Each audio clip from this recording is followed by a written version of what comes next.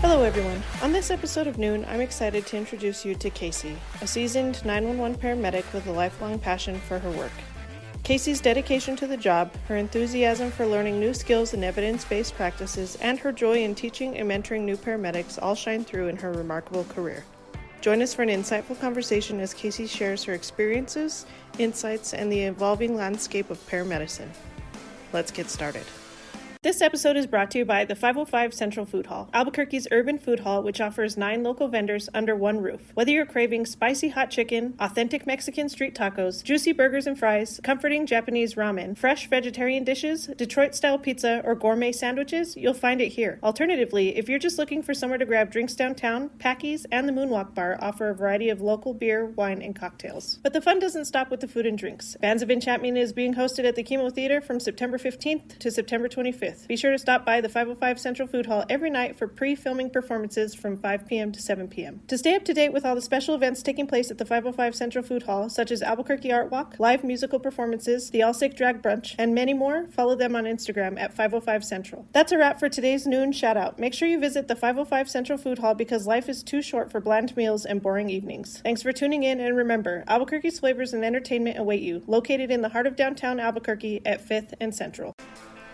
Casey, thank you so much for joining us on the Noon Podcast today. I appreciate you coming out. Can you go ahead and give me an introduction of yourself? Well, my name is Casey Edwards, and I've been a paramedic now for, 15 years. I think we're getting close to 16, and it's been a pretty incredible journey being a paramedic. I don't know what else to say beyond that, other than that's who I am. No, that's awesome. Have you ever considered anything else? Actually, I have. I've ever wanted to do physician assistant, and I started taking classes, I think back in 2014 or so. Just, whenever I could take a class, I would take classes. And I actually, I applied and I got interviews, which was great, but I couldn't get past the interview. No. Yeah, so it's pretty frustrating, especially when I left one interview feeling on top of the world, like, yes, I finally did it. And I got an email the next day and I was like, God darn it. And it was so deflating. It really was. But I was going to do it this year, but I don't have anyone that I can get letters of recommendation from. So that's the hardest thing, is getting appropriate letters. Because I know I'd get an interview, and not to sound like I'm being boastful, but I have a good background that allows me to allow me to be a good PA. Yeah, I think that most of the people who, go on to become paramedics and have had some time in the field do or would make appropriate, mid-level providers. So that's unfortunate that you weren't able to get those letters. If there's anything that we can do, let us know, and, we can try and help you with that, because that's an admirable goal. It's a competitive goal, though. Becoming a PA is very competitive. So competitive. And, the youngsters, and I say youngsters because I'm old enough to be their mother, if not their grandmother, they've gone overseas, and they've done all this stuff. And I haven't had the time for that because I've been working. I can't just go, you know what, I think I'm going to go to Guatemala for a week. It doesn't happen. I can't do that. And so I think that gives them a little bit of an edge. Or some of them have been working in offices where they're doing medical stuff. And for some reason, that seems to maybe be a better draw than being a medic. I don't know. I'm only just guessing. But yeah, I appreciate you being willing to help, for sure. Yeah, no problem. Yeah, that's, like I said, it's really hard. I just got my bachelor's. I had talked briefly about going to PA, but it's very expensive, right? And then if you're in school, you can't work. No, I mean, maybe at best you do a couple shifts a month, where you're like, I happen to have a Sunday free, and, but do you really want to do that?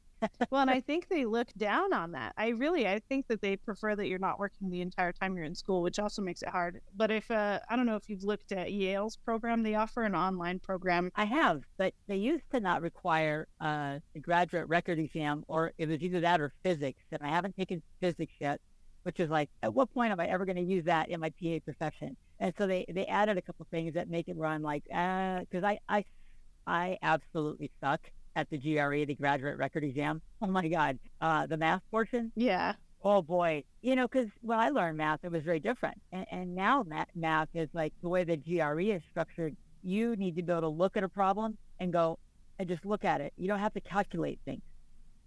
You just look at it and know the answer. And I'm like, I have no idea what you're asking me to do here. Right? So I made it to the 24th percentile in math. Oh, wow.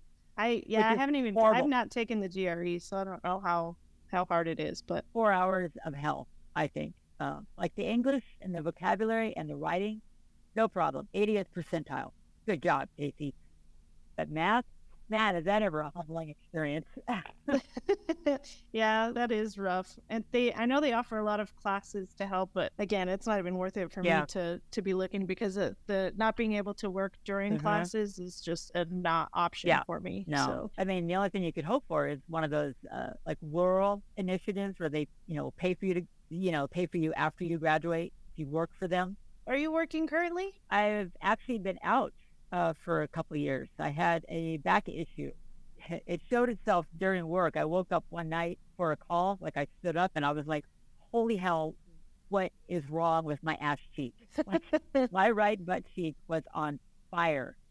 And then my back, and then it traveled down my leg. And so like 20 minutes into the call, I was crying while I was talking to the patient. Wow. And she felt horrible. I'm like, no, it's okay. I'm going to go home after this. It's okay. And I truly didn't think, that I was going to be out this long, but I ended up having to have a fusion. So, oh, wow. Yeah. So, and thank God I had that, because that's been the best thing ever. It made such a difference. So, well, that's good to hear. Yeah. So I'm getting back into it. Of course, now other things have decided to rear their ugly head, like left knee arthritis, and I have Achilles tendonitis in both feet. And I'm like, how did that happen? I was just walking. Like, I don't. Yeah. Sounds like you're a hot mess over there. I am a hot mess. Is that your back injury? Do you think that it was because of your work? I think that it got triggered by work. When I look at the x-rays and the MRIs, you can see that I have just a little bit of like scoliosis, right? And that was pushing the disc out and pushing on my nerve. So what they did is they went in and not only did they kind of straighten things out a little bit, but they made the foramen bigger. So my nerves they weren't stenosed anymore. So they have bigger portals to get through. Oh, that's good. So yeah, so that's been, like I said, amazing. And I was like, how many nerves do you guys mess around with down there? It's a huge bundle of nerves. Yeah. It's crazy. And I'm just like so grateful that I actually ended up having to pay out of pocket, because I'm on Medi-Cal and I live in a very small community, and the doctors up here apparently aren't very good with backs. Because I'd go into the office and I'd be laying on the floor because it hurts so much. And they're like, well, we think it's your hip. We think it's your SI joint. We think it's this. We think it's that. And I'm like, what about those bulging discs in the MRI?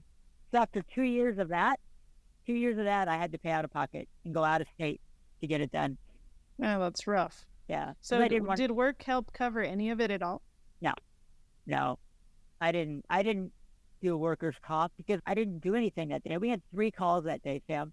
And I have you have firefighters, right? Yeah. And especially in a rural area, you have a lot of volleys.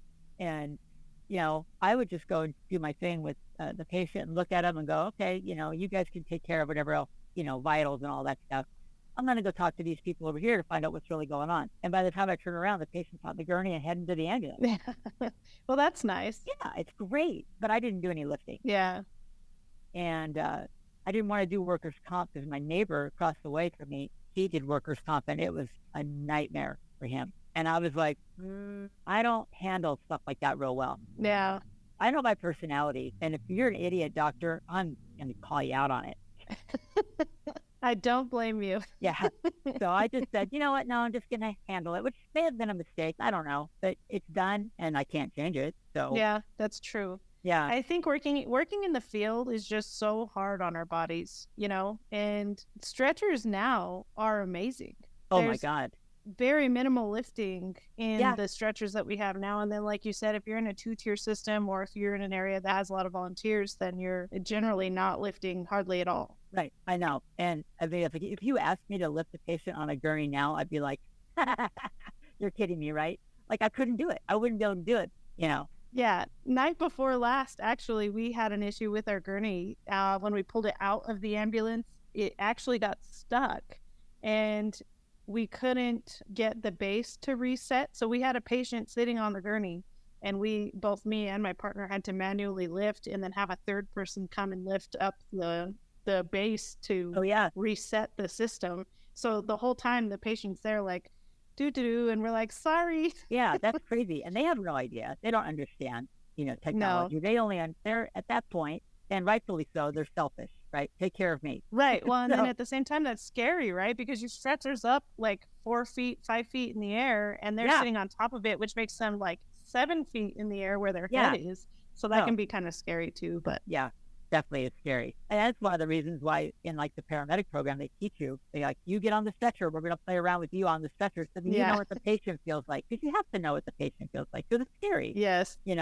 Well, if anybody's like me, they have control issues, and they were very uncomfortable on the stretcher. Control issues? You?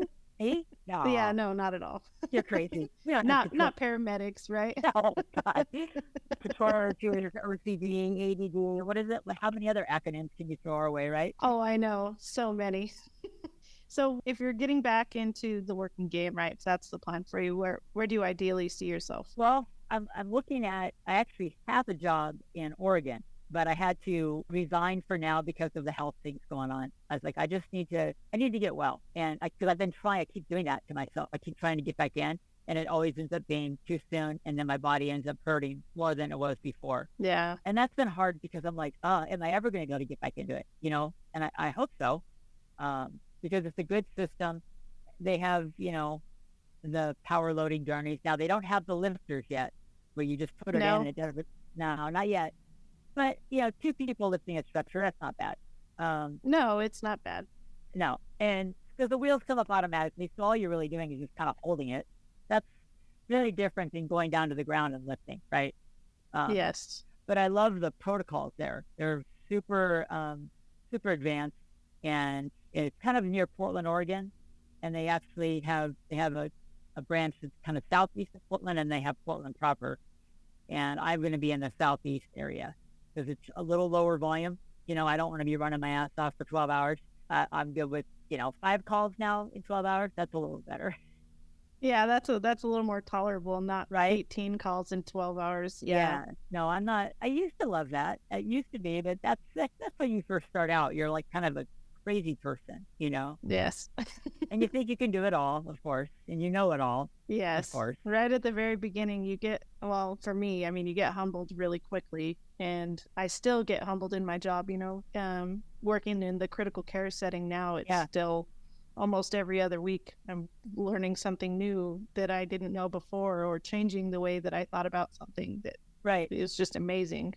Yeah. And that's something that I had always kind of wanted to get into, but then I don't know. I guess I'm still just purely 911. That's what I like. And I love. Yeah, there's nothing wrong with that. No. And I love the knowledge of the critical care paramedic. Like, I love learning that stuff because I can still apply that to what I see, Mm-hmm. And I may not be able to fix it or do anything with it, but I still like knowing that. Like, I'm kind of a junkie that way. Sure. And a medical information junkie. Yeah. Even if you can't practice the critical care, the equipment that we have, you can still use the skills and the knowledge to help make, treatment differentials for you. 100%. 100%. Yeah. And I think I've actually had a couple of calls that directly relate to things that you have learned as a critical care paramedic, because they're really kind of cool. And I love sharing it with people because I still get like a buzz from it when I talk about it. Yeah, so you look forward, and now you know how to treat it, what the things to look for, right? Oh, yeah. Yeah, it's really pretty fascinating. So I'm guessing you out there, do they require that you have your bachelor's? No, California doesn't require that. Oregon requires a 2-year associate, and a lot of they have both 2-year and 4-year paramedic programs at various institutions in Oregon. I don't know them offhand, but I think that's great because I think for you, you're getting a degree, which is going to be useful. Later on, should you decide to like go on to be PA or nurse or something like that, you have that's a step that you have over somebody else. So I think that's good. And then I think that it also gives you more knowledge to help you succeed. Yeah. So Oregon, I think is definitely And I would imagine that Washington State is also like that. California, no, not like that at all. All they want is your money. Yeah. Getting a license in California is like going to the post office at Christmas time and there's only one worker, and it's horrible. That is horrible. Yeah. So, and they also, in California, they require you to have an ambulance driver's license. So kind of like a CDL or a class E or D or A or whatever. Yeah, you take a test and they give you your license, and you have to have a physical and all that other stuff to go along with it. But they want you to have that if you're going to drive the ambulance. I am like, I'm never going to drive. I'm just like, I think that's another one of my control issues too, is towards the end of my stay at the ambulance company here, I was taking all the calls, and it's just because you have a lot of responsibility on you, right? So yeah, even the most basic of calls, if you missed something and that patient ended up being like critically ill or injured and you missed it, that's going to come down on your license. So for me, and that upset a lot of people, but for me, I was taking all of the calls every single shift. Yeah. And that's probably what I would do too, because I would be like, oh, what are you, what's going on? And so I always tell my partner, I was like, just so you know, I really like taking calls. So I hope you like driving. I know. I wish we had they just introduced here, not just, but a few years ago, the people that follow the doctors and they take the notes. Oh, the scribes. Yes, the scribes. I wish we had scribes. How much better would that make your job, though, for real? Like, oh my God, 100%. Yeah, 100%. Because the report writing, the report writing. Okay, I don't care what paramedic school you go to. They do not train you well enough in what you're going to have to deal with paperwork. No. We don't talk about that at all. Have you ever worked in a hospital setting? Yeah, I have. Okay, so my experience at the ER that I worked for, the charting was kind of a joke. Like, it was the easiest charting I've ever done ever in my history as in EMS. Yeah. Oh, 100%. So much easier. And you don't have to write a narrative. No, you're just like, you click some boxes and then updated vitals at this time every 2 hours. Like, it was the easiest thing. Yeah. And like, if you start an IV, you just go through drop down boxes and it's super easy. Like, it was good. It was patent. I did this. I did that. I flushed, whatever, Yes. Super easy. Super easy. Yeah. And I mean, some of the charting in our field, oh my God, they're just, you're duplicating things, you're saying things, and that's going to get you in trouble. Someday you're going to miss something. Yes. It may be something as simple as blood sugar, where you say in the drop down it's 107, but then somewhere else you put 170, right? And they're going to like, oh, why didn't you start an IV and start giving this person fluids to get their sugar down? Well, it was only 107. Oh, but right here you said 170, and I think that's problematic. And so I don't know, I don't know what the answer is, except going back to paper. Or scribes, right? Yeah, or scribes. Bring on the scribes. I'm picturing like a little gnome just kind of following us, Having a little portable stenographer would be amazing. Oh my God. Well, then they have some systems, and I don't know where, but they have it where you can dictate. Yeah. I haven't seen any of those for EMS yet. I know that they have them for the doctors. And when they first introduced the dictating, it was really choppy and really not great. I think with the AI movement, we're seeing a lot better results, which is nice. Right. I know. AI. Oh, yeah. That kind of trips me out, the whole artificial intelligence thing. Why? I don't know. It's just like some of the things I've seen online, of course, they're just like, they're generated from the facts that you plug in, right? And sometimes they're pretty accurate. Other times it's like, what in the world? That's not at all what I meant. Yeah, I think as more people practice, it's gonna get better. And I'm all for the AI stuff. I'm like, bring it on. It's gonna make my life easier. It's gonna make everything easier. You know what I mean? I think it'll offer a lot of alternatives for us, and I think will ultimately be beneficial for EMS in the long run. How do you see it being used in EMS, like for just the report writing? I think with report writing would be a good way. I also think that I'll get a lot of controversy over this, but I think using it to help differentiate diagnoses would be a good way of utilizing it in the field. Mm-hmm. Okay. I can see that, like plugging it in and having it kind of like, oh, this is what I'm seeing. Right. Okay. I think that's good, but I also think it could be bad depending on who is doing it. Right. Sure. If you don't have the right tools, it can be detrimental also. Right. Yeah, for sure it depends on the provider, right? So if the provider is relying solely on AI, that could be dangerous, right? Yes, that I agree with 100%. Because there's certainly times when, you're like your gut's telling you something, your gut's like, and you keep resisting it, right? And you shouldn't resist it because your gut's telling you something that you already know, that you just need to go with it. And I think that AI is not going to have a gut. That makes sense. Yes, it does make sense. And I agree. It can be detrimental if not used correctly. We do depend a lot on our, as you said, our gut feelings, but I think that would help kind of weed out some of the people that don't have great intuition on diagnosis. Yeah, it could. They have to start early in school, though. Like they'd have to figure out a way to, I think, but this is my opinion, obviously, to integrate it into the school setting, right? As you're going through your scenarios and teaching them different things. So, which I didn't mention, that's one of the things that I do. I actually help teach at the paramedic program locally. So, oh, nice. Yeah, it's a fun little gig. I get to help teach labs and really challenge them, because because like 6 months into the program, they're like, oh, we know it all. I'm like, no, you don't. No, you don't. You don't. And that's why I'm here to throw the random steak bite at you, or so. But it's a lot of fun. That is fun. I got my AHA instructor cards and my NAEMT instructor cards this year. So the goal is to kind of start moving towards more full-time teaching at some point. But right now, I'm having so much fun teaching AHA. You would be amazed at the people that come in who have been nurses for years, or people who are brand new nurses or brand new paramedics or whatever. And you're like, I know you have to do this every other year. Like, how hard is this really? Yeah, I know. Yeah, and that's something that I want to get toward as well, instructor certifications, because I would like to teach. I think that would be a fun thing to be like a lead instructor somewhere. I'm very content doing labs right now. It's a lot of fun. Yeah. But I think that the person who is our lead lab instructor, our lead instructor, she wants to get into people having certifications and whatnot. And I think that'll be a really positive thing for all of us, if we can all get like that.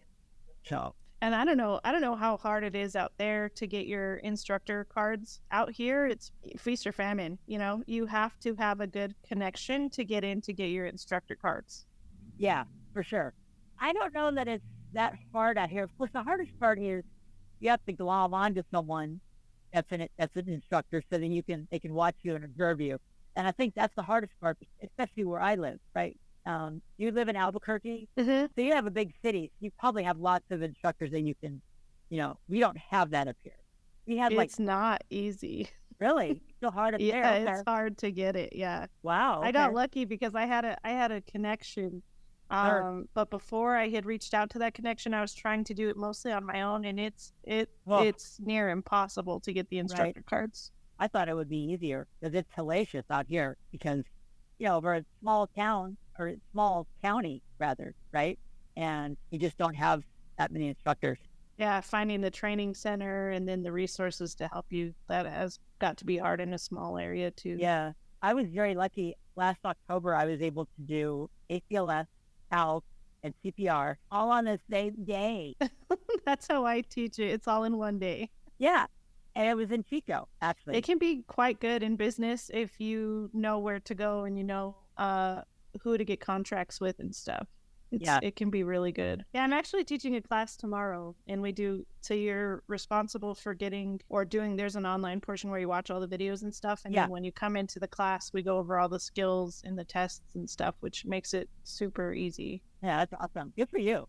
Thanks. I've only taught probably 4 or 5 times now, but like I said, I'm having a blast doing it, and the guy that got me in is really great, and it makes it a lot easier. So it can be kind of nerve-wracking when you're up talking in front of people, but I think doing the podcast has helped, and then the feedback that I'm getting from the people that I'm teaching is also really good. So good. Yeah, I'm enjoying it. It's been a fun experience, and I eventually maybe I'll work into instructing a paramedic class or a basic class or whatever, but that's more schooling that I have to go through. So yeah, and they want you to have that like 40-hour EMS instructor, like that took your baseline course, and it's not that expensive. I thought it was going to be super expensive, but I think it was like less than $400 or something like that to register for it. So, but one day, I got enough stuff going on right now. I just want to get my body back. No, that's understandable. And it's a journey, right? It's a process getting through all of that. It's a journey that I didn't think I was going to be going through at this time. I thought once I got my back fixed, but yeah, quite literally, as I was rehabbing, everything else was like, oh, it's our turn now. God damn it. Oh, well, I'm sorry to hear that. Oh, it's okay. I gotta bitch about it every once in a while because I put up, I'm gonna hate to say put up a brave front because that sounds so cheesy, but I keep a lot of it to myself. But every once in a while I got to get it out and just feel like, hey, just so you know, I'm going through all this. Yeah, no, it's good to share, and it's good to be open and talking about how you're feeling, especially if you don't feel necessarily yourself for the day. There's nothing wrong with sharing, especially if you're a vocal person. Like I tend to be a little more vocal, and I let people know how I'm feeling when I'm feeling it. Yeah, I got you. Yeah. So what are you doing in your free time now? Mostly what I'm doing is walking my dog and working out. Good. And of course now I'll be getting ready for the upcoming academic session, which will be good. But yeah, I do that. I've been taking some trips and doing photography because that's my main hobby. I've seen some of your pictures. They're gorgeous. Well, thank you. I appreciate it. Yeah. What kind of camera are you using? Well, right now I'm using a Canon, the 70D, and I got it in 2015. But I just recently bit the bullet, and let me tell you, this is a big bullet to bite. But I just got a new camera, and a new to me lens, and it was a tidy sum. But I decided to switch brands to Sony because their cameras are out of this world. They're phenomenal cameras, and so yeah, I'm looking forward to learning that. I'm doing a little bit of photography myself just for fun, but I use my phone, and I have to tell you that some of the pictures that come out of my phone are pretty good too. Yeah. Oh no, 100%. The iPhone is a great camera. Sounds weird to say. The iPhone is a great camera. It has a great camera. Yeah. There we go.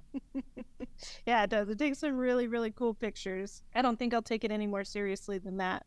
I'm having a lot of fun learning it though. Well, good. This has been probably one of the coolest hobbies I've done is podcasting. I'm having a lot of fun. Yeah, you seem really happy. Yeah, it's definitely a full-time gig, but the people that I've gotten to meet and talk to, it's very humbling. It's very humbling. Cool. Very cool. Yeah, and I'm glad that you got to join us today. Yes, me too. I've been wanting to do something like this for a long time, like I said, but I think I would definitely need to have a lot of help with that, like you have. Yes, I have Tyler, and then I have my wife who does so much on the side for me too.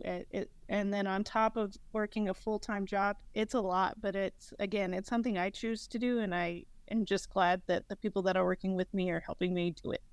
Yeah. I'm lucky in the job that I have now where it's like my schedule is 2 on, 2 off, 5 on, 5 off. So every other week I have 5 days off. Oh, God. Can I come work for you? Jesus. Sure, we're hiring. Oh, my God. That sounds amazing. The schedule is 12-hour shifts. So I'm home almost every night, Yeah. So the 5 on must be kind of rough, though. It can be. Towards the end, it can get pretty exhausting. Yeah. And it's not like it's not like the ambulance, right? We're not running a bunch of flights. So we're averaging right now between 2 and 3 flights per shift. Okay. And we tend to stay local to the state. Every once in a while, we'll reach out to, Arizona, Texas, and Colorado.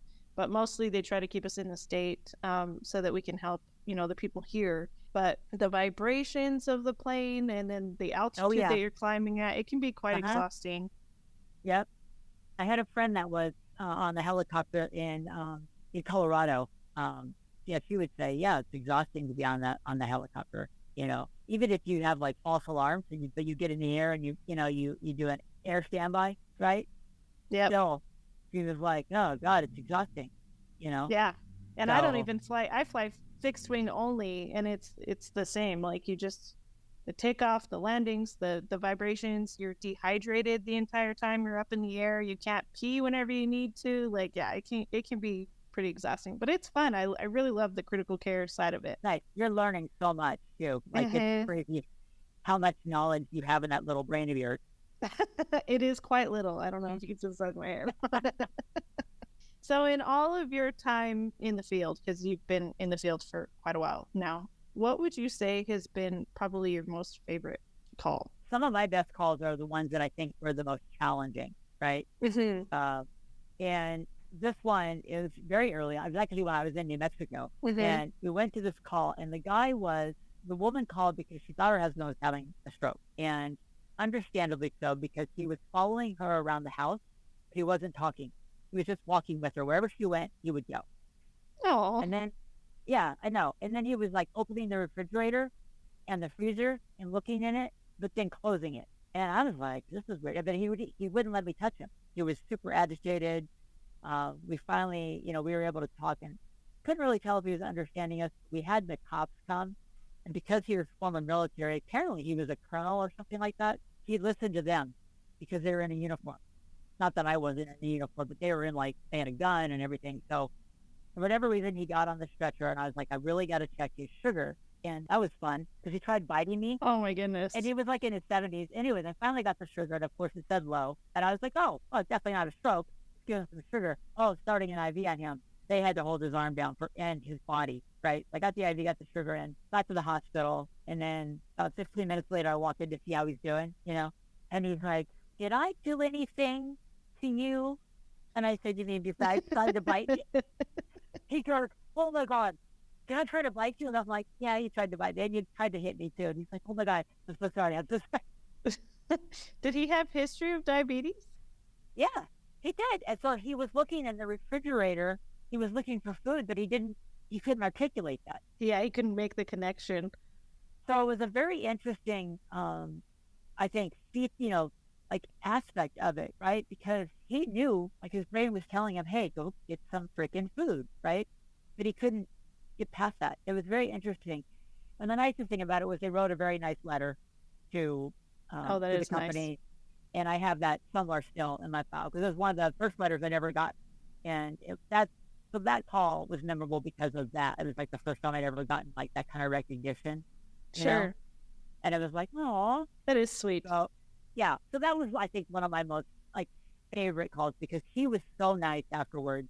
And then, and as you know, most sugar patients that do this are always nice afterwards. Yes, that's one of the best part about hypoglycemic patients or patients with low sugar is that it's such an easy fix. It's such an easy fix, and they're always so helpful. And you're like, now you can stay here, but you got to eat in front of me, right? Yeah. I think every protocol across the country is as long as they eat in front of you. Yes, give them that, even if it's a peanut butter on a piece of bread, just something. But yeah, I had in another sugar call I had, she's in her 30s, and I don't even know where it went, but she was unconscious on the floor, but she was fighting us. She was unconscious, but she was fighting. I've never seen female so strong in my life, but her sugar was only 45, and I had to give her glucagon because I couldn't give her anything. Yeah, you can't stick her. No, my favorite part of this call is she wakes up and she's like, I said, hey, I go, said I had to give you glucagon, and she's like, fuck, now I got to go to the hospital. I'm like, yeah, you do. Yeah, no, that especially here in New Mexico, this is an issue. People who run so the normal sugar varies by location, but average between 60 and 100. And some of the people out here in New Mexico run 170, 200 as a normal. And when they're hitting that 100, they're starting to act abnormal. Yeah, exactly. And then you're like, what's going on? And of course, the people that love them don't necessarily understand what's going on. Yeah, right? Unless they're really, really close. And even then it's hard they just see them, it presents as a stroke. Like you were saying, the wife thought that the husband was having a stroke because she didn't know what else it could have been because he was acting abnormally. Right. And I couldn't test him for a stroke because he didn't want anything to do with me. Yeah. He wouldn't lift his arms. He wouldn't stick out his tongue. He wouldn't do any of that stuff.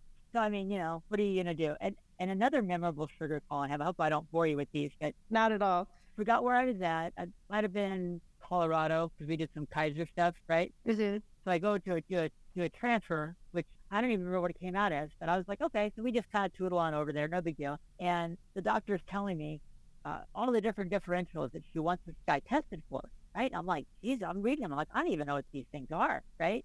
Okay, let me go see him. So I go see him, and he's alert. He's talking to me. He is sweating profusely. Oh, actively sweating, diaphoretic, right? So I get on the ambulance. I said, let me check your sugar. 38. Oh, Okay, goodness. not that low. He was alert and talking to me, but he's like, I've just been in a brain fog like all day. I can't get out of it. And it would wax and wane. So like as he ate, after he ate, he would feel better. That's when I was like, oh, let me check your sugar, right? Yeah. Interestingly, when we got him to the hospital, his sugar like he plummeted like 3 times. So I think they ended up admitting him because they were like, what's going on? This guy never had a history of diabetes. Yeah. And now his Like, well, pancreas is throwing out too much insulin. What's going on? yeah. I'm like, well, he's got something now. Yeah. So those calls are like, they're always meaningful because every single one of them is different. Yes. And sometimes they come in the form of anybody else who maybe just done a transfer and just taken this guy up, take his vitals, take him to the hospital, no big deal, right? Yeah. As soon as I gave him the sugar, he was like, oh my God, I feel so much better. I'm like, I bet you do. So fun fact about glucagon, if somebody has something lodged in their esophagus, have you heard of this? Yeah, it's not very well known, but if there's something lodged in the esophagus, you can use it as a smooth muscle dilator or relaxer, and it helps pass that piece of meat or whatever is stuck there. Yeah. I've never had that as a protocol option. I think if I was far away and I could call a doc, it probably would say, go ahead and do it, right? That kind of thing. But I don't know that for sure. But yeah, I've known that about glucagon. And okay, fun fact number 2 about glucagon. Did you know you can use it in anaphylaxis in place of epinephrine? Yes, I have heard of that. Yes. Again, not something I've seen in local protocols, but it is an interesting pathophysiology. Yes. And I think it's the people that say, I'm allergic to epinephrine, and you're like, really? But it's a thing. It's not the epi per se. It's the blood derived from, right? It's either that or it's from the topper, because the toppers are made of latex. Oh, are they really? Yes, which is I did not know that. Okay. Yeah, on a lot of medications, on the bottles, on the toppers, there's latex used to make that repairing rubber. So people were having reactions and they didn't understand why they were having reactions, and it was because they were sticking the medication and then not changing the needle. They were using the same needle to give an injection. Gotcha. Oh, okay. Wow. That's crazy. Yeah. I did not know that. Yeah. Interesting. Well, that's good. I'm going to keep that in my little Rolodex of information, right? So last night my wife was asking how I knew you. And so I told her we worked for the same company, except I worked in Las Cruces and you were in Alamo, and they had asked if anybody wanted to work on the set of Transformers. And I was like, hell yes, I'm going to go do that. And I told my wife, I was like, Sam, I'm going to go meet Megan Fox, and I'm sorry, but she's going to love me so much that I'm going to have to leave you. So just understand that I'm going to be leaving you for Megan Fox tomorrow. And she was like, whatever, Sam. So the morning that I was going to be driving to Alamogordo, there was this huge semi truck that got into an accident, and it was hauling cows. Do you remember this? No. It was hauling cattle, and it crashed. So like there were dead cows everywhere. There were live cows everywhere running all over. It caused a huge delay on the freeway. It was like a 4 or 5, it could have even been longer, like a 6-hour delay on the freeway. Oh my gosh. So I was in traffic trying to get to Alamo, and they ended up having to send the local crew to the standby. So when I went with you guys, I was just running a 911 truck with you guys for the day, and I was so upset. That's right. And I remember, yeah. I had to drag my feet coming back. Dang it. Oh my God. I remember, I think, talking with you outside of the ambulance. And it was in the evening, and it was super hot, and we were talking about all manner of things. It was interesting. I try not to have regrets, right? But I do have some. I have a couple that I'm like, God damn it, Yeah. Yeah. One of those I wish that I had been such a nomad, because it's been great because I've seen a lot of different things. But by the same token, I haven't let myself stay in one place very long, right? And I'm kind of dealing with that issue now. I was going to have a hard time moving up to Oregon. Again, I just came down here. I have this great little house and I rent. I love my neighbors. So I wish that I had stayed in New Mexico and stayed put, because I left and then I came back and I ended up working for Las Cruces for a little while. Then I left again. So it's been nuts. Yeah, some people are all about that kind of lifestyle. Some people need a lot of people and some people don't need any people. And it's I think if you're realizing it now, you have the ability to fix that issue, you know? Yeah. Yeah. That's what I'm doing is just staying put right now. And we'll see what happens, see what comes. Well, good. So Yeah. now that we've talked about the good calls, do you have any of your worst calls or bad calls that you feel comfortable sharing? Oh, yeah. So I want to preface this by saying I think one of the things that I'm really lucky to have is the ability to like compartmentalize things, right? And it's not that I put them away and don't deal with them. I just don't really need to deal with things, if that makes sense, because it's part of my job. It's what I'm supposed to do, right? And I don't have kids. So like if I get a kid call, it doesn't bother me to the same extent that somebody else that has children does. And you've seen that, you know what I'm talking about. Yeah. They can get really torn up by that. And sometimes they even leave the field because they're like, nope, and that's really sad when that happens. But yeah, the calls that I've had that are quote unquote bad, they just don't affect me in the way that maybe it affects other people. Sure. So I'm very fortunate that way, I think. So I think one of the worst calls I went on was in Oregon. I don't know, about 5 years ago. And we were heading out. It was so far away. This place was like 25 minutes away. And we were hauling butt, right? And the guy came out as suicidal ideation. But then the firefighters got there and they were like, how far out are you? And I'm like, oh, shit, right? Oh, no. In my head, that went from suicidal ideation to suicide. Yeah. Right. No. And it was in this little town. I can't remember the name of it, but it wasn't a town that had a lot of money. It's people that are kind of down on their luck. And this gentleman lived in like a studio kind of house, studio apartment, whatever. And he had called 911 and he said, I'm just letting you know, I'm going to kill myself with a knife. And he hung up. And he did. And he not only sliced through one side of his neck, he had the wherewithal to slice through the other side too. Wow. That takes a lot of effort. I don't think I've ever seen so much blood. Oh. At a scene. I mean, he was done. There was no like, let's try doing CPR.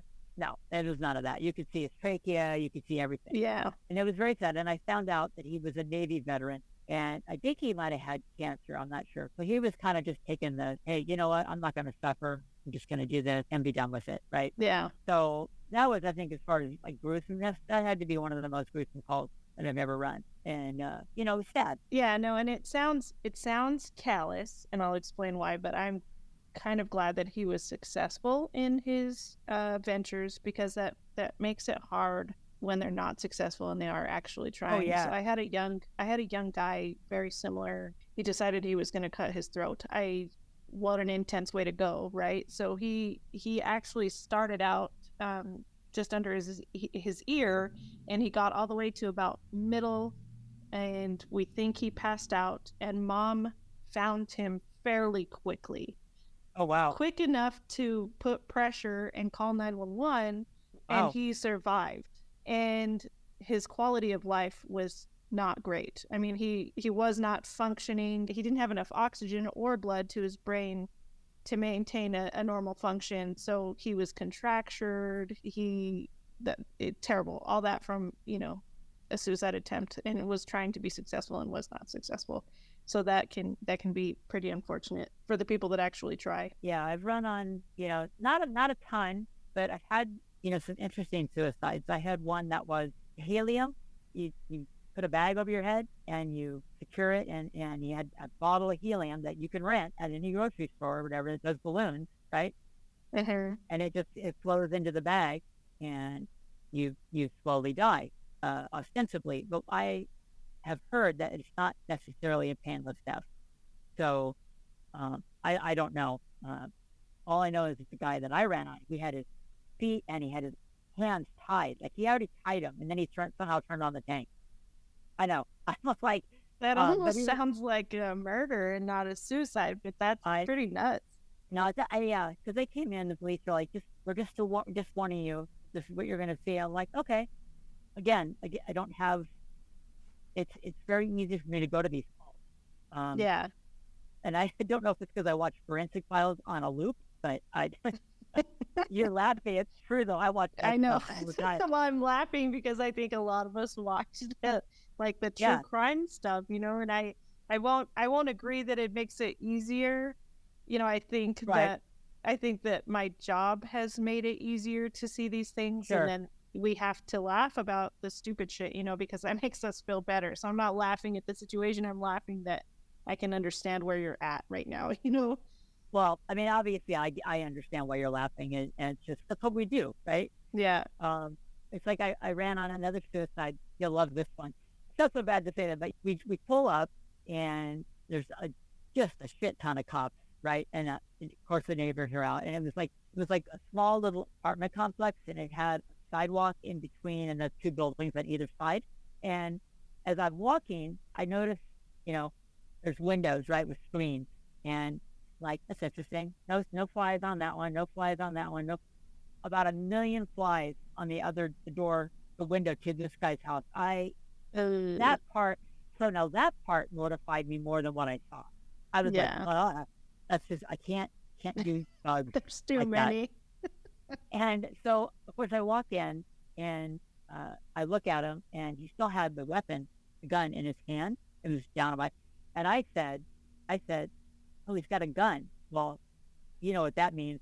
The police officers that are all behind me, every single one of them drew. I didn't know this. The partner told me, he's like, did you know that every single officer behind you drew when you said gun? And I was like, really? It's just that trigger. It's a trigger for them. Right. Like it made me happy though, because that's what I want my cops to be. I want them to react. I don't want them to be like, maybe she's just kidding. Right. Yeah. Yeah, but it was the flies. Like, and so then we finished, and we go to the back units, and I said, hey, I go, what do you want for lunch? Like, I mean, that's how we handle it, right? Yeah. He's like, yeah, I think you could go get some Chipotle. I'm like, okay, I'm down. And you move on, right? You have to, but if you let it get to you, you're not going to be in this field very long. No. And it's not to say that it makes you weak or anything like that. It is what it is. Some people can do better than others. And it's people like you who've been in EMS for a long time, because you are able to kind of separate yourself and get it figured out and move on. But hopefully, that doesn't eventually come back and bite you in the butt either. Yeah, no, I don't think it will. I mean, I can remember visually. I have a very good imagination, right? So I can picture all these patients in my head, right? But I'm just like, oh yeah, I remember that call. Oh yeah, and I just kind of, okay. So I feel very mentally healthy, in other words. That's good. No, it's good. I think that's hard for some people to find. And like I said, it's good that you're able to figure out that disconnect and to separate yourself. One of this was a suicide call that I went on too. And the wife called us because her and her sister or her friend or whoever, they decided to go out grocery shopping for the day. And when they got back, like 3 hours later, they found a note from the husband saying that he was sorry and that he loved her and he was going to off himself. So they looked for about an hour and they couldn't find him. So they called 911. The way that it had come through was the gentleman had cancer. So they called the hospice system that he was with, and hospice called 911. So we're getting a lot of third-party information. We don't really understand what's going on. We just know that there's a suicidal patient, but we don't know if he's on the scene or not. And when we rolled up, I just got that feeling like something's fucked up here. Something's not right.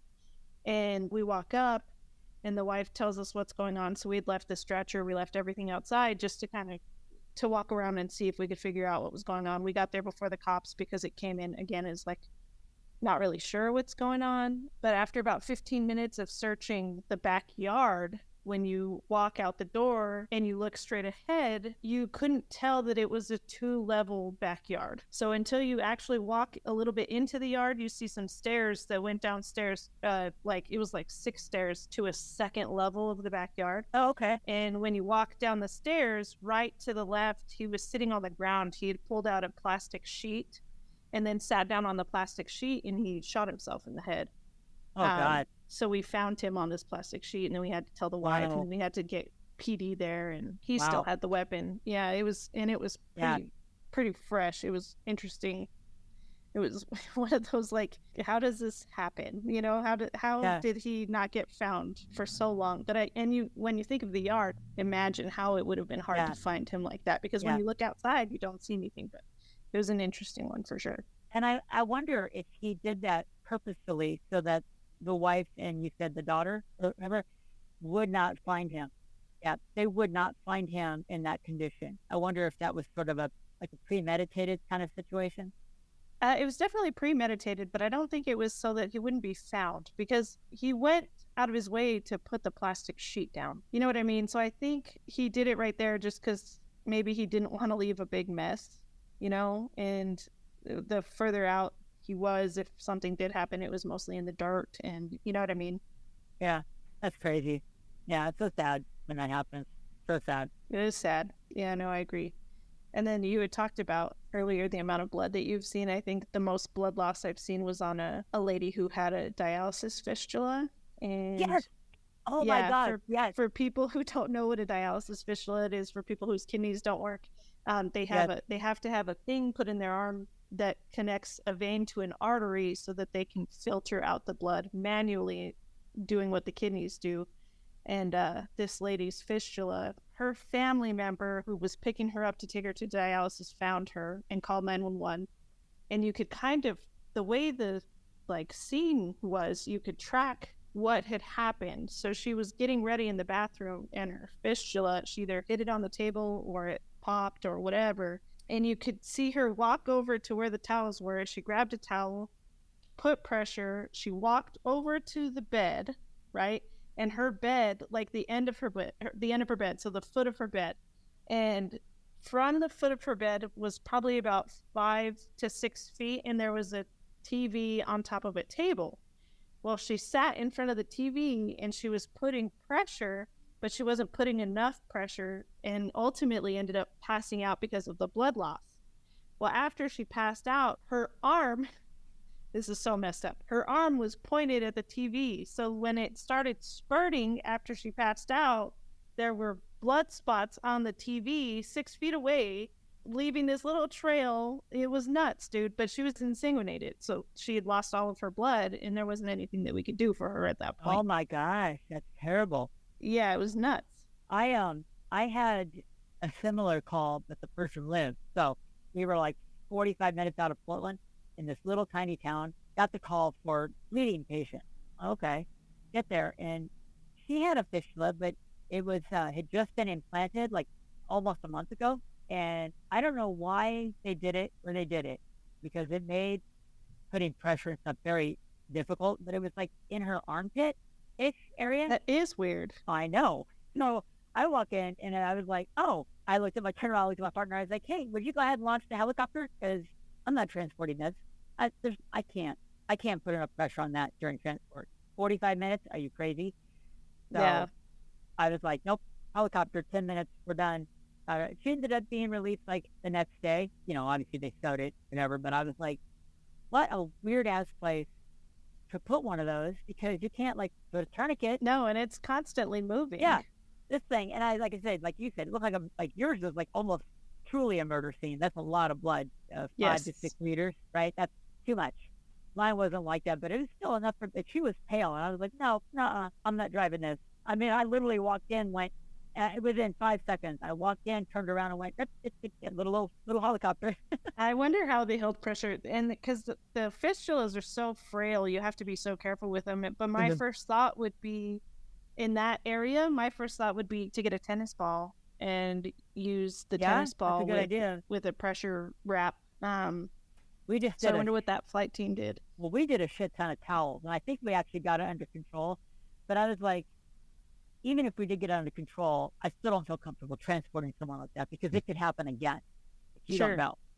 And we also don't know how much blood she's losing in the towel, right? Yes. And so I was like, let's just get her there, and then if she needs blood, they can give her blood, right? Perfect. That's a safe place to do it. This is not an ambulance ride. Yes. It sounds like it was a smart decision. Oh, I mean, she was pale, and I was like, nope. But the other call that bleeds a lot too, and I did not know this until I saw it for the first time, and I haven't seen it since. But varicose veins.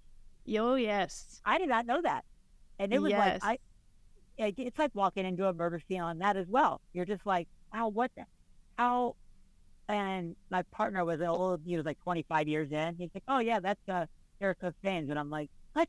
Yeah, no, you scratch one of those and they will bleed, and they bleed for a long time too. They don't stop. Yeah, Oh, apparently this guy had one that was like under pressure. I don't know if that's like a special kind of varicose vein, but no, like there was blood everywhere. It shot out from his leg. That's why they can be real scary when they're in the esophagus, right? For drinkers or Oh people yeah, who have acid yeah. reflux problems. Oh yeah. Those can pop, and that's real bad. That's usually not a good outcome. No, it's not a good outcome. Yeah, I ran on a guy that had esophageal cancer, and we got called for, I don't know what he got called for, but bleeding or something, and they had already sucked out 600 cc's of blood, and I was like, and they had like a regular suction thing like you see in the hospital. Mm-hmm. Come to find out, the guy was terminal, all that stuff, but getting him to put oxygen on, it's not, I can suction him, but there wasn't much I could do. Fortunately, the hospital was very short drive away. Yeah. But apparently he wasn't a very nice patient. So it did a lot of flipping off of the nurses and stuff like that. Oh goodness. Yeah, no, he was special. So I mean, when you're that age, you can do whatever you want. yeah, and you're terminal and you've got tumors. Like, just knock me out. Let me, Yeah. Let him do whatever he wants to do. As long as he's not hurting anybody, he's fine. Yeah, exactly. So do you have any other calls that are just you can't even like make it up? No, I don't really have anything like that. I mean, I had those 2 calls that I wanted to tell you about with the Sure. top when we were talking about like critical care stuff. Yeah. So this is another Kaiser call. And I get there, they're almost closed, and this guy had gone in, and he said, I'm having a hard time breathing. Doctor's like, okay. So they do chest x-ray, they do EKG, they do walking SpO2, right? Exertional SpO2, I guess, and all this other stuff. And doctor's giving me his report. He's like, I can't find anything on this guy. He keeps complaining that it's difficulty breathing. I put on the oxygen, it didn't help. I was like, okay, Well, so here's how the guy was breathing. So what Cruz Falls, right, is? Yes. It wasn't quite like that. It was more like just rhythmic breathing, but kind of shallow. So just like not super deep, not super fast, just like that, right? So we're walking around, and I said, hey, I go, what health problems do you have? Talking to him. He said, well, I'm a diabetic. I said, oh, okay.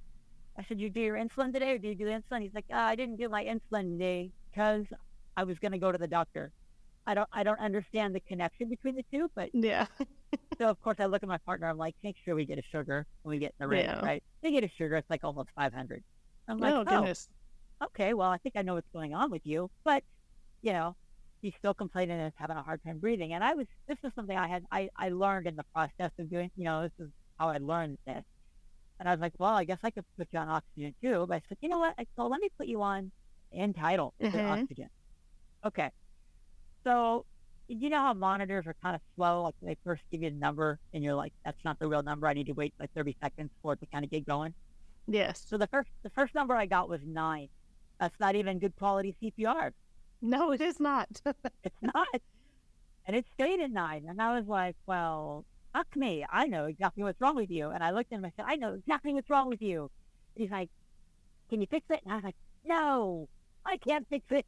And he's like, why not? And I told him, I said, basically, there's a lot of stuff wrong with you, and only the hospital can fix you because they're going to. I said they're going to need to draw blood, and it has nothing to do with oxygen. And the reason you're having a hard time breathing, because your brain has taken over. Like a different section of your brain has taken over, right? You can't override that. It's just going to be like said. I mean, I'm very sorry that you're feeling that, and I would not want to be in your position, but you're just going to have to wait it out, right?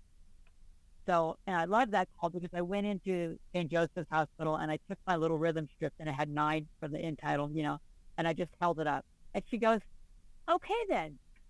That was my report. Great. That was my bedside report initially. It was like, here's your problem. So I'm assuming that they fixed it and he went on his merry way at some point. But I imagine he got admitted for a couple of days. If not intubated also. Yeah, I mean, he was like, everything else about him was fine. His color was good. Everything was great. But so I'm like, oh, we'll just get him to the hospital to see, right? And then the other one I had that was very similar was this young teenage girl, and she was screaming at the top of her lungs, screeching that she couldn't breathe. Well, you're screaming, so. Well, I was like, you're screaming. I'll go, you're breathing. She's like, no, I'm not. And finally, I said, I can't help you if you're not going to stop screaming. If you need to stop screaming, right? So again, check her sugar. It was high. Same kind of thing. And I told her, I said, there's nothing that I can do, get you to the hospital. me doing a preemptive intubation that was never gonna fly with my No. protocol. Yeah. So, and she didn't need it, right? She's holding her own. But I mean, it was still the same thing. I think her entitle was 14. And I'm like, God, and it was just, to me, it's such a cool thing to have gotten to see it not only once, but twice. And to have that, like, that is the weirdest thing, people complaining of things that aren't related to what they're complaining about.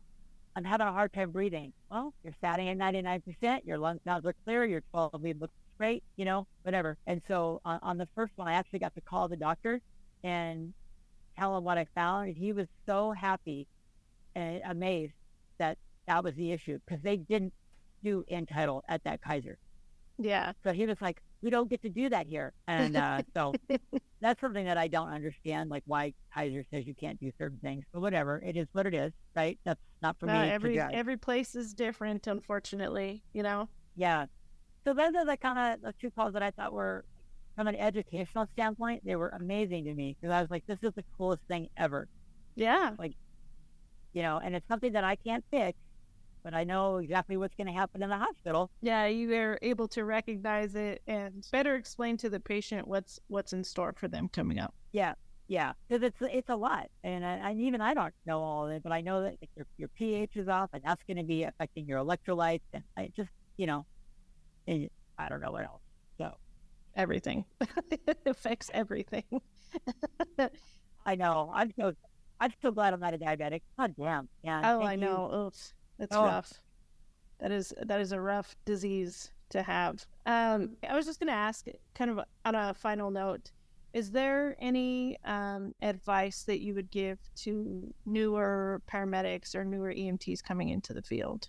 The biggest thing I can think of is that, when you first get into the field, sometimes you're going to be on before you get into the 911 system, you might be on a transfer rig, which, nobody really likes transfers, especially at that level, right? Yes. You want to do 911, you're ready to go 911, and they're like, not yet, you need to work here for 6 months doing this, right? Yeah. The biggest thing I can say is to really treat that patient as if it was a 911, as if you're going to do it, you need to do an assessment, and you need to do vitals, and do your assessment and work on your skills, right? Hone your skills for assessing and doing vitals with an actual blood pressure cuff in your ear, listen for lung sounds, and try to find things like, why is this patient being transported? What can I find, right? Doesn't mean you're going to treat it. Just means just learn from each patient, because every patient is going to come with a set of papers and all their vitals and all their labs on there. And that's a treasure trove of information. Yes. You might find like, God, their sodium's really high and their potassium's really low. Well, that's probably why they're all fucked up, right? Yeah. But if you just take it like, oh, just going to transfer you, and you don't learn from it, then you're not going to be prepared for the 911. Right. I agree with that. That is a great piece of advice. I tell people, not necessarily enjoy it, but that's how you learn. A lot of the disease pathophysiologies, right? So you get to see what people could be, or what you might find in the field when you're working these 911 calls, and you get to see the treatment and the testing that they perform on these patients. Right. And I think it's really helpful for like those times when I was doing Kaiser transfers, right? Because they come out as pretty benign. Very rarely was it like a code 3 Kaiser transfer, every once in a while it was, and those were fun, of course. But most of the time they weren't. But I'm like, no, it's like that guy with the low sugar. He was just sweating. I could have blown that off. I didn't need to check his sugar, right? But I did, because that's what, I wanted to do. I learned to do that. Like, you need to assess your patient, right? So yes, yeah, definitely that, and also taking as many classes as you can that are, anatomy and physiology, of course, and biology and all those classes, and make yourself a very well-rounded EMT medic, whatever one you choose. So then if you decide to go on to nursing, or like you critical care or PA or whatever, you have that background. Yeah, no, that's awesome. That's great advice. Casey, do you have anything else that you want to throw in there before we let you go? I can't think of anything at the moment. No, I certainly had fun, and I like to talk, Sam. So, you have to definitely put the kibosh on at some point. It's all good. That's it's great for the podcast. Everybody loves hearing other people talk. So thank you so much for coming out today and for giving us a couple hours of your time. Yeah. I had a really good time. The conversation was great. It's been a long time since I've talked to you, so it was nice catching up. But 15 some odd years since I talked to you, huh? I know. Feel free to reach out if you ever need anything, okay? Okay, definitely. And let me know when this is airing so I can get a listen. I will. Thank you so much. And if you're okay with it, then I will tag you in the post. Oh, yeah. 100%. For when I make the announcement. Yeah, absolutely. All right, Casey. Thank you so much. I hope you have a good day. Okay, you too. Thanks, Sam. Thanks. Bye, Casey. Bye. Thank you for listening. Before we wrap up, we have a few important announcements to share with you. Firstly, we're excited to announce the launch of our brand new 911 Nonsense Facebook group page. It's a community where everyone can go to connect, share ideas, discuss topics from the show, and get all of the most recent updates about the podcast. We'd love to have you join us and be part of the conversation. Next, we want to ask you to rate and review our podcast on your preferred platform. Your feedback means the world to us and helps us reach a wider audience. By rating and reviewing the show, you'll be supporting us in a big way and helping others discover 911 Nonsense. If you enjoy what we do and would like to support the podcast even further, we have a few options available. You can visit samspursuit.com to find the links to our 911 Nonsense merch page and our recently released Noon gear page. Every contribution, no matter the size, goes a long way in helping us continue to better the podcast. We know that not everyone is comfortable being on the podcast, but we still want to hear your stories and experiences. If you have a compelling story and would like to share it to be read by me in a future episode, please reach out to us via email at 911nonsense@gmail.com or through our website's contact section. If you choose to be anonymous, we'll make sure to respect your privacy while sharing your story in a way that resonates with our audience. Thank you again for tuning in. We truly appreciate your support and look forward to bringing you more engaging content in the future. See you next week.